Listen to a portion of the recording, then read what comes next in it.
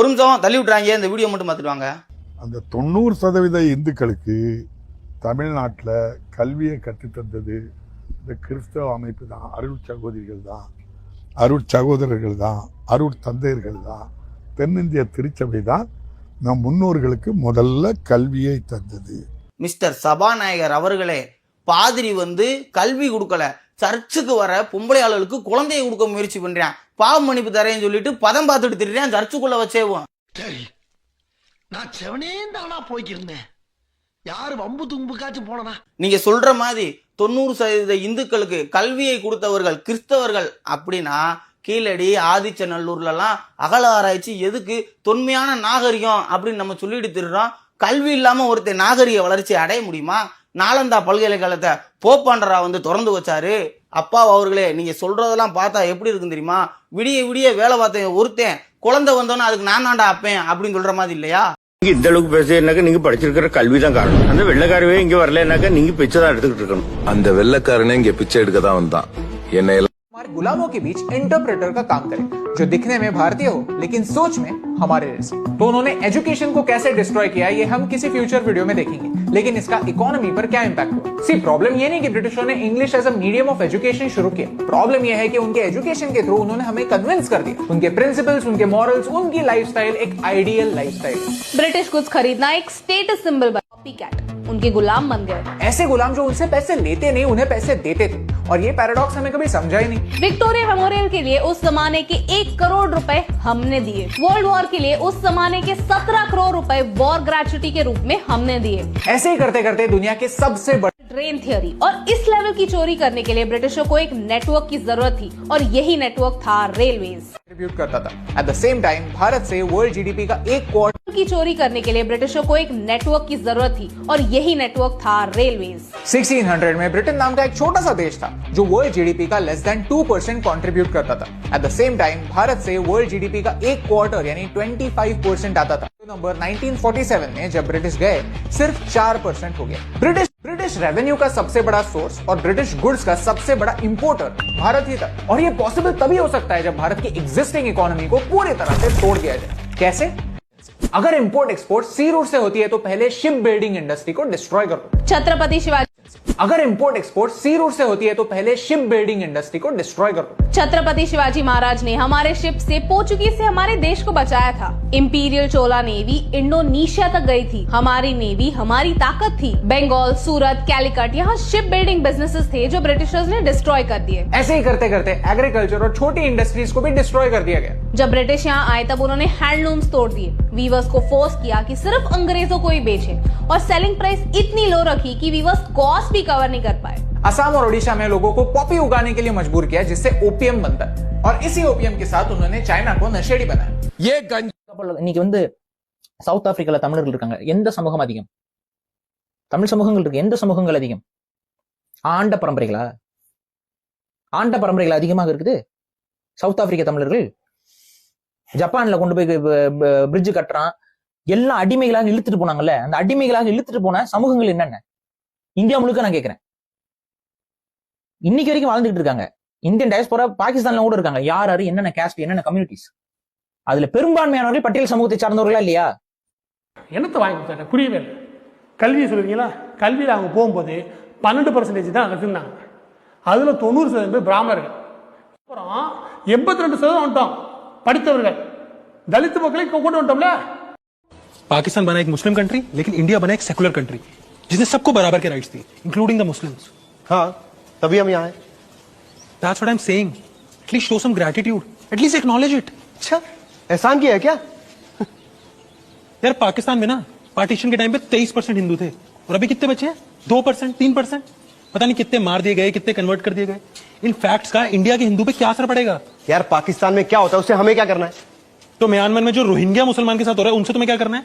या इजराइल फिलिस्तीन में जो मुसलमानों के साथ हो रहा है उनसे तुम्हें क्या करना है? नहीं, उनके लिए तो रैलियां निकली थी, मस्जिदों में आह्वान दिया गया था। एक रैली में तो मुंबई में अमर ज्योति तोड़ दी थी। क्यों? क्योंकि वहां के मुल्कों में हमारे लोग पर जाती हुई है। अच्छा, तो तुम पर हुई जाती, लेकिन तुमसे हुई जाती इग्नोर करो। अरे यार Irfan, let me tell you one thing, topic change करते हैं। It's not going in any way, it's not going anywhere. नहीं, बोलो तुम, बोलो ना, जो बोलना बोलो। मन की भड़ास निकाल दो आज सारी, बोलो, मैं भी सुनना चाहता हूँ। चुप क्यों हो गए, बोलो ना। इंडिया में तीन क्रिश्चियन मेजोरिटी स्टेट है, एक सिख मेजोरिटी स्टेट है और एक मुस्लिम मेजोरिटी स्टेट है। गेस करो कहां पे सबसे ज्यादा इश्यूज है? यू मीन कश्मीर, है ना? कर तो लिया सरकार ने जो करना था वहां, अब क्या बचा है? ये दिख गया तुम्हें, लेकिन वहां पे जो कश्मीरी पंडितों को खदेड़ के निकाला गया वो नहीं दिखा तुम्हें। अच्छा, कुछ भी बकवास। ये क्या बात हुई? तब तुम कहां थे जब ये हुआ, जब तुम कहां थे वो हुआ। अच्छा एक बात बताओ, जो गल्फ कंट्रीज है वो तो मुस्लिम मेजोरिटी कंट्रीज है कि नहीं? वहां पर गैर मुसलमान जाके पैसे कमा रहे हैं, ऐश कर रहे हैं, उसका क्या? एक सेकंड। हेलो, हाँ जी मैं सत श्री अकाल। हाँ जी इरफान नाली सी। मम्मी पूछ रहे डिनर पे आएगा, सब मिलना चाहते हैं। काम है।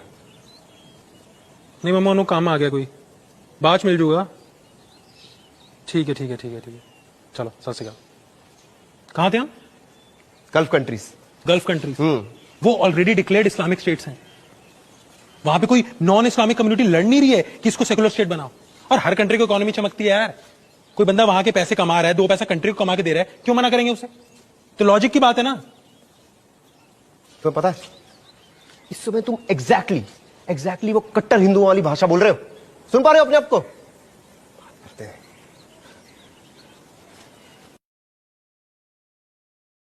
கண்ணதாசன் அவர்கள் தான் காமராஜருக்கு கடைசி வரைக்கும் உண்மையா இருந்திருக்காரு. தன்னுடைய எழுத்துக்கள் மூலமா தமிழ் திரையுலகத்துல தனக்குன்னு ஒரு ரசிகர் பட்டாளத்தையே வைத்திருந்த கண்ணதாசன் காமராஜரோட மிகப்பெரிய ரசிகரா இருந்திருக்காரு அப்படிங்கிறத அவருடைய எழுத்துக்கள் மூலமாவே நம்ம தெரிஞ்சுக்கலாம். குறிப்பா சொல்லணும் அப்படின்னா பட்டணத்தில் பூதம் அப்படிங்கிற படத்துல சிவகாமி மகனிடம் சேதி சொல்லடி அப்படிங்கிற ஒரு பாட்டை கண்ணதாசன் எழுதியிருப்பாரு. அந்த பாட்டை ஒரு காதல் பாடல் தான் எல்லாருமே நினைச்சிருப்பாங்க. ஆனா அது காமராஜருக்காக கண்ணதாசன் எழுதின பாடல் அப்படின்னு சொன்னா நம்ப முடியுதா? அதாவது காமராஜருடைய அம்மா பெயர் வந்து சிவகாமி. சிவகாமியோட மகனான காமராஜர் கிட்ட மக்கள் தங்களோட குறைகளை சொன்னா அதுக்கு உடனடியா தீர்வு காணப்படும் அப்படிங்கறத தான் கண்ணதாசன் இந்த பாடல் வரிகள் மூலமா நமக்கு தெரியப்படுத்தி இருக்காரு. அதே மாதிரி சிவாஜி கணேசன் அவர்கள் நடித்த ராஜபாட் ரங்கதுரை அப்படிங்கிற படத்துல சிவாஜி கணேசன் வந்து ஒரு நாடக நடிகரா இருப்பாரு. அவரு பகத்சிங் வேஷத்தை ஏற்று நடிக்கிற மாதிரி ஒரு சீன் இருக்கும். அப்போ பகத்சிங்கா நடிச்ச சிவாஜி கணேசனை தூக்கு போடுற மாதிரி ஒரு சீன் இருக்கும். அதுல அவர் ஒரு பாட்டு பாடுவாரு. அதோட வரிகள் எப்படி அமைஞ்சிருக்கும்னா, இமயத்தில் வட எல்லை, குமரியில் தென் எல்லை, வீட்டுக்கு ஒரு பிள்ளை, அடிமைகள் இனி இல்லை, இங்கே ஒரு காந்தி இருக்கின்றான் அவன் வாழ்க, தெற்கே ஒரு காந்தி வருகின்றான் அவனும் வாழ்க அப்படின்னு வரிகள் இருக்கும். சோ இந்த போராட்டம், அதாவது சுதந்திர போராட்டத்தில் ஈடுபட துவங்கிய நாட்களை ஞாபகப்படுத்துற விதமா தான் கண்ணதாசன் இந்த வரிகளை எழுதியிருக்காரு. காமராஜர் அப்படின்னாலே நம்ம எல்லாருக்குமே ஞாபகம் வர்றது அவர் கொண்டு வந்த மதிய உணவு திட்டம் தான். பள்ளிக்கூடத்துக்கு போயிட்டா சாப்பாட்டுக்கு என்ன பண்றது அப்படின்னு ஒரு மாடு மேய்க்கிற பையன் காமராஜரை நோக்கி கேட்ட கேள்விதான் இந்த திட்டத்துக்கு அச்சாரவாசன் அவர்கள் ஒரு பாட்டு எழுதியிருப்பாரு. படிக்காத மேதை அப்படிங்கிற படத்துல தான் அந்த பாடல் வரிகள் இடம்பெற்றிருக்கும். அது என்ன அப்படின்னா, பசிக்கு விருந்தாக நோய்க்கு மருந்தாக இருப்பவர் தெய்வமடி, தன் பசியை கருதாமல் பிறர்க்கு கொடுப்போர்கள் தெய்வத்தின் தெய்வமடி அப்படிங்கிற பாடல் வரிகளை கண்ணதாசன் அவர்கள் காமராஜரை நினைத்து தான் எழுதினாரு அப்படிங்கிறத அவரே வெளிப்படுத்தி இருப்பாரு. அவர் வந்து எடுத்து கூறியிருப்பாரு. அந்த வரிகள் எப்படி இருக்கும் அப்படின்னா, பாண்டி நாட்டு சீமையிலே ஒரு பச்சை குழந்தை அழுததடி, அது பாலுக்காக அழவில்லை படிப்புக்காக அழுததடி அப்படின்னு இருக்கும். அதே மாதிரி ஆடு மேய்க்கும் சிறுவனை கண்டு மனதும் உடலும் பதைத்ததடி, வளரும் பிள்ளை தற்குறியானால் வாழ்வது எப்படி என்றதடி, பெற்ற தாயை மறந்ததடி, அது பிறந்த பொன்னாட்டை நினைத்ததடி, உற்றார் உறவினர் யாரையும் மறந்து அது உலகை காட்க துணிந்ததடி அப்படிங்கிற வார்த்தைகள் எழுதியிருப்பாரு. சோ இந்த மாதிரி திரைப்படங்கள்ல கண் படைத்த மனிதர் யாவும் காமராஜரை தொடர்கவே, மண் படைத்த புகழ் தலைவன் மகிமை காக்க வருகவே, கொடுமை தீர்க்கும் தலைவனாக குடிசை தந்த கோபுரம், கொள்கை என்ற தெய்வமாக குடியிருக்கும் ஆலயம், அடிமை தீர்க்க சிறைகள் தோறும் தவமிருந்த காவலன், அள்ளி வந்த பதவியாவும் அறுத்தெறிந்த நாயகன் அப்படின்னு கண்ணதாசன் ஒரு சில வரிகள் எழுதியிருக்காரு. அது என்ன அப்படின்னு பார்க்கலாம். மண்ணாசை பொன்னாசை மன்னனுக்கு இல்லையடி, ஒரு மகராசியை கைப்பிடிக்கும் எண்ணமும் இல்லையடி, சந்நியாசம் கோலம் கொண்ட சமரச ஞானியடி, அவரின் சந்தோஷம் பிள்ளைகளுக்கு நல்கும் கல்வியடி, நல்லது செஞ்சாரு அப்படிங்கிறத கண்ணதாசன் எடுத்து கூறியிருப்பாரு. சோ நம்ம முன்னாடியே சொல்லியிருந்தோம் காமராஜர் அவர்கள் தேர்தலில் தோற்றுட்டாரு அப்படின்னு. சோ காமராஜர் மீண்டும் ஆட்சிக்கு வந்தால் அவர் என்னென்னலாம் செஞ்சிருப்பாரு அப்படிங்கறத சொல்ற விதமா ஒரு கவிதை இருக்கும். அதுல கண்ணதாசன் என்ன சொல்லியிருக்காரு அப்படின்னா, இருக்க இடமும் வரும் எல்லோருக்கும் வாழ்வும் வரும், எரிக்கும் விளக்கினிலே எப்போதும் ஒளியும் வரும், காலத்தால் அமைதி வரும் காணாத வாழ்வும் வரும், காமராஜர் ஆள வந்தால் கண்ணீருக்கு முடிவு வரும் அப்படின்னு சொல்லியிருப்பாரு. இதே மாதிரி காமராஜர் அவர்களுடைய பொது வாழ்க்கை எப்படி இருந்தது அப்படிங்கிறத எடுத்து கூறும் விதமா ஒரு பாடல் அமைந்திருக்கும். அது எப்படி இருக்கும் அப்படின்னு பாத்தீங்கன்னா, பாசமகன் சிறையிருந்தான் 12 ஆண்டு, ஒரு 10 ஆண்டு வாழ வைத்தான் மண்ணினை ஆண்டு, காலம் பார்க்க அவனுக்கில்லை கைக்கடிகாரம், நல்ல காலத்தையே நிர்ணயிக்கும் அவன் அதிகாரம், ஆலமரம் போல் இருக்கும் அவன் உபகாரம், அவன் ஆண்ட நாளில் இருந்ததில்லை உள் விவகாரம் அப்படிங்கிறதையா பார்த்தேன், தாயா பார்த்தேன், அதுக்கப்புறம் தான் தலைவனா பார்த்தேன் அப்படின்னு சொல்லியிருப்பாரு. இன்னைக்கு நிறைய அரசியல்வாதிகள் காமராஜரை பற்றி நிறைய பேசிக்கிட்டு இருக்காங்க, அது நம்ம எல்லாருக்குமே தெரியும். ஆனா காமராஜர் தன்னுடைய வாழ்க்கையில ஒரு சரிவை சந்திக்கும் பொழுது அவருக்கு உறுதுணையா நின்னது யாரு அப்படின்னு பாத்தீங்கன்னா கண்ணதாசன் அவர்கள் தான். சோ இந்த வீடியோல கண்ணதாசன் அவர்கள் காமராஜரை எப்படி பார்த்தாரு, கண்ணதாசனுடைய பார்வையில காமராஜர் யார் அப்படிங்கறத நம்ம சொல்லியிருக்கோம். சோ இதே மாதிரி இன்னொரு வீடியோல பார்க்கலாம். நன்றி. உலகத்துக்கு கூட இருந்தவங்களே அவருக்கு உண்மையா இல்லாத காலகட்டத்துல அவரால் எந்த விதமான பலனையும் அனுபவிக்காத கவியரசன் கண்ணதாசன் அவர்கள் தான் காமராஜருக்கு கடைசி வரைக்கும் உண்மையா இருந்திருக்காரு.